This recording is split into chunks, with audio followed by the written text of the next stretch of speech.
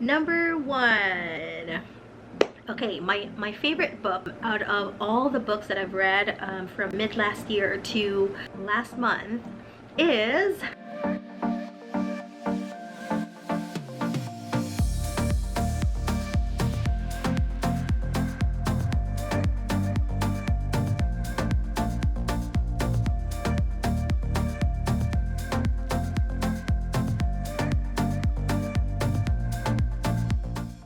Hi guys, welcome back to my channel.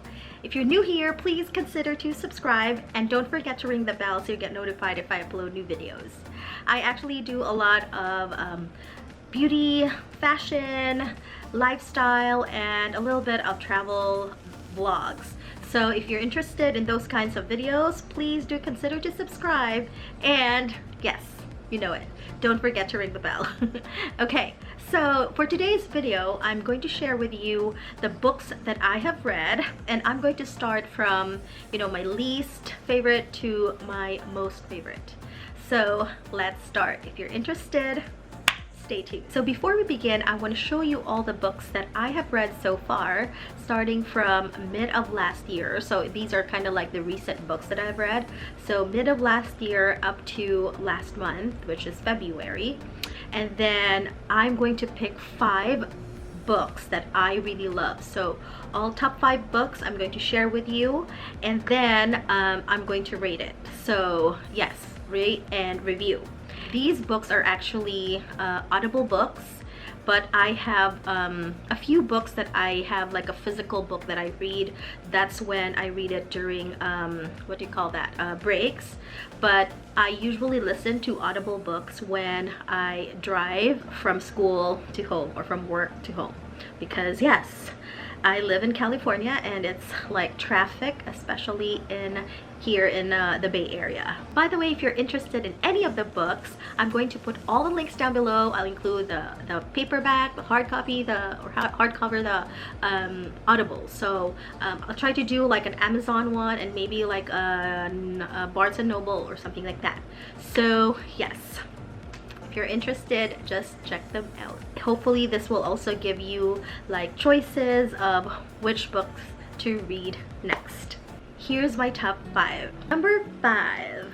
My top 5 book is by Emily R. King, and it's The 100th Queen. Yes, this is actually like a young adult novel, but I loved it. So yeah, it had everything: romance, mystery, action. Yes, everything was in there, and I like it that it's fast-paced. So I'm going to rate this book a 7. I'll give it a 7 out of 10. And yeah, it's actually a really good book to read. This story is about a girl named Kalinda. Kalinda is an orphan, and she is a ward at the sisterhood. They prepare the girls to be courtesans or to be wives of the king. So the king is a tyrant king, Raja Narik or Tarik, I forgot. But yeah, the king is a tyrant king, and he has 99 wives. Yes, imagine that, 99 wives. What a lucky man. So he goes to the sisterhood to find his 100th queen. But there's a catch. So all those that are chosen by the king needs to do a tournament, and the one who comes up as the winner of that tournament will be his queen.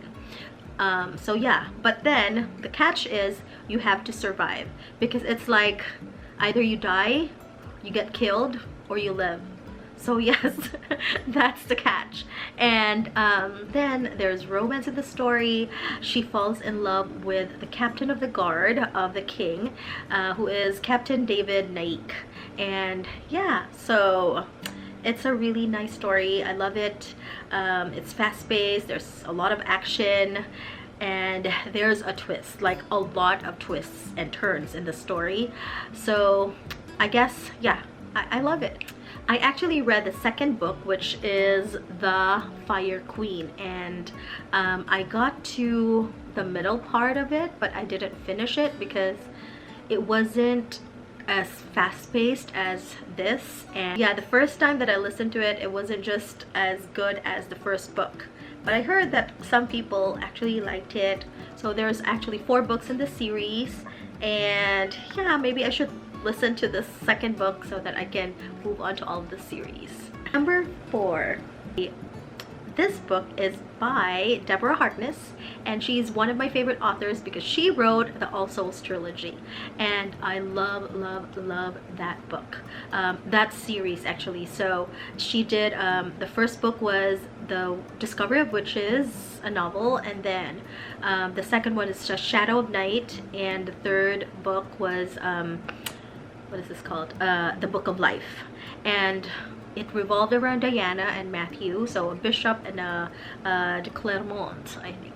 Yes, and a bishop. So Diana is a witch and Matthew is a vampire, and they shouldn't be together. It's like Romeo and Juliet. it's like the world against them, right? But they made it, and they became husband and wives. They bore twins and stuff like that. But if you haven't read that, please do read it because you will really love it. So this book is Times Convert by Deborah Harkness, and I'm going to give this an 8. So not really a 9 or a 10 because it wasn't as good as the trilogy. This one, the story revolves around Marcus, and Marcus is Matthew's like son, because he was the one who made him into a vampire, and he is also like a soldier, a doctor, and everything. And he's like you know, he's like a lost soul. There's like a story behind that, why he became that person. And then with him is Phoebe, who is a human being and wants to be a vampire because she wants to be with Marcus. And yes, so this story revolves around them, so it goes in and out from the present to Marcus's past. But the reason why I love it is because I can see Diana and Matthew and the twins in the story, and it's like, you know, I really didn't want to stop that Diana and Matthew story from the trilogy, and so this one I get a glimpse of how they're the twins are turning out, how they are raising them, and yeah, so that's why I still love this book. But I wouldn't give this like a perfect 10, which the trilogy I would probably give it a perfect 10. So yeah, if you're interested in this book, I'm going to leave all the links down below also for the trilogy, so if you're interested in that, yes, check it out. Number 3. So my third book is actually a nonfiction book, and this is Becoming. This is by Michelle Obama, and I want to tell you, oh my gosh, I really love it because, you know, this is, I bought the Audible one, and guess who is narrating? It is Michelle Obama herself. And so it's very nice to hear like her voice, and it's like you're right in front of her and she's telling the story. Oh my gosh, you guys, this is my suggestion: get the Audible and not the hard copy, because yes, or hardcover, because Michelle, you will hear her narrating, and it's like you're in her living room and she's telling her story. It's so awesome.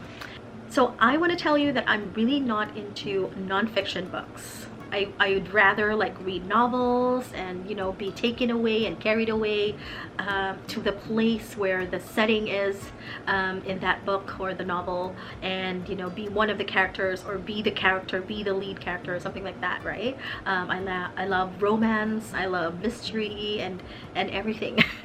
So that's why I prefer like fiction stories or fiction books, and or fantasy. I even read like fantasy and mystery and psychological thriller and yeah, court scenes books, something like that.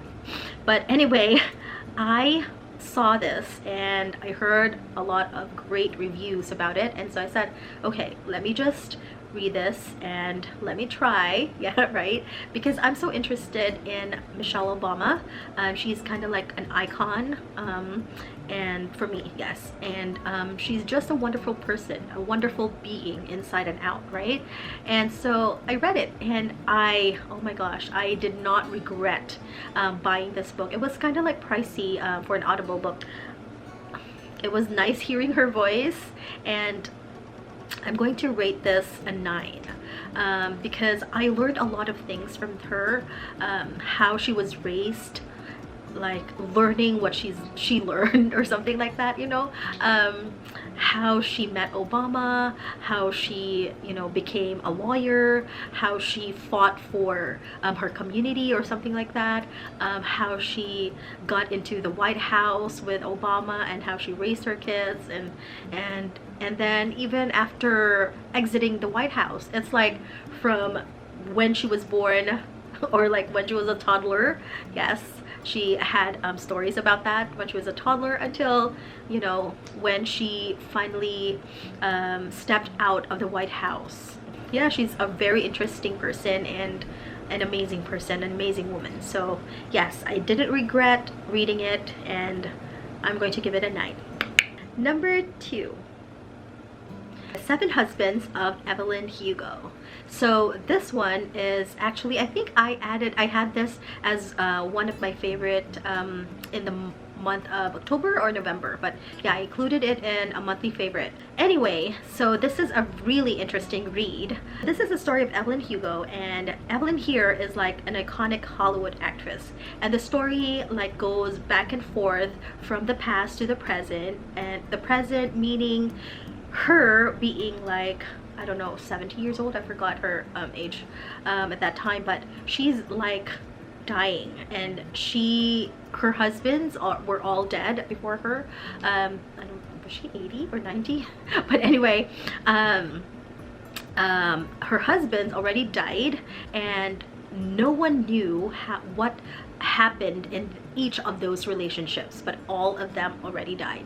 So she's there to tell the story of her life, of how, like, what happened in those relationships between her husband and herself, or her husbands and herself. Yes, so this is very interesting. You love it. Like, I don't know if you like quirky stories, and but there's like mystery in it, and there's something that you need to solve. It's like you're thinking all the time. Evelyn here is telling her story to Monique Grant, who is like a magazine reporter, and she wants her to make her biography.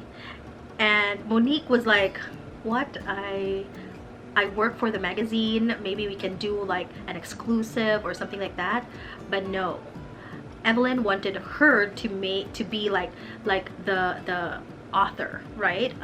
She doesn't want the magazine to be involved in the writing or something like that. So then Monique was like getting this feeling of like, wait, why did she pick me? Why didn't she pick someone else who's like better than me? Why didn't she pick like a known author or something like that, a known biographer or something like that? But yeah, she picked Monique. So there's a twist in the story, and I don't want to divulge anything because it's like really interesting. It's super interesting. It's a good read. Number 1. Okay, my favorite book out of all the books that I've read from mid last year to last month is Where the Crawdads Sing. Yes. Why I love this book is because I was intrigued by the main character. The story revolves around Kaya, and Kaya is called the Marsh Girl because, yeah, she lived there all her life, and she's kind of like abandoned by her parents.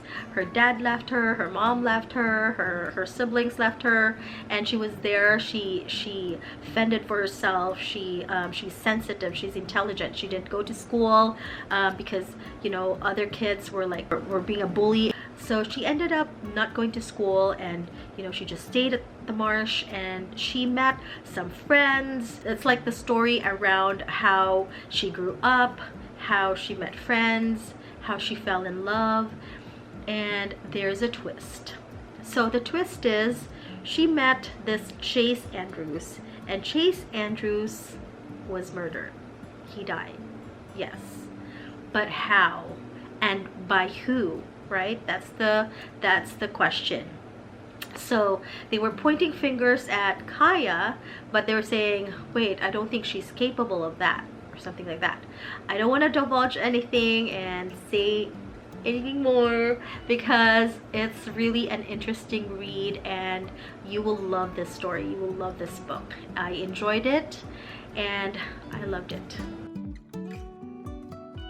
That's it for my top 5 favorite books that I've read so far, and hopefully by maybe the end of this year I'll be able to share with you another of my top 5 for this year. Alright, thanks for watching. If you are new to my channel, welcome, and please do consider to subscribe and ring that bell so you get notified if I upload new videos.